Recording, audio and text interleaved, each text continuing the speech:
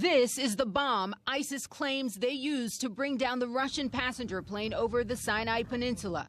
The picture posted in an ISIS propaganda magazine shows what appears to be explosive material concealed in a soda can, along with wires and a detonator with an on and off switch. CNN cannot independently verify the authenticity of the photo.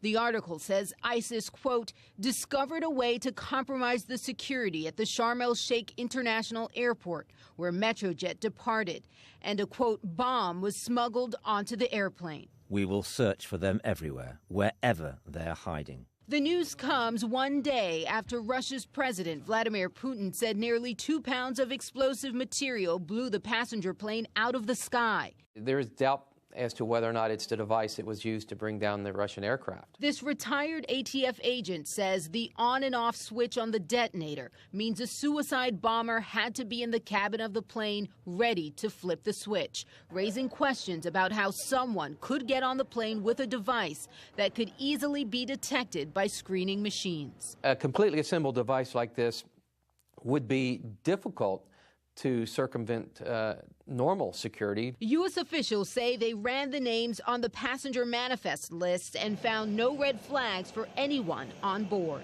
ISIS previously claimed responsibility for the attack that killed 224 people. But if this is the bomb, it would be the first piece of evidence the group has put forward. The soda can has some Arabic writing that puts it in the region. The detonator or blasting cap is a commercially manufactured cap that we have seen in that region.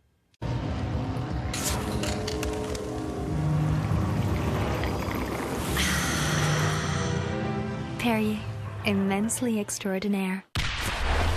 Discover also 2 bursting flavors.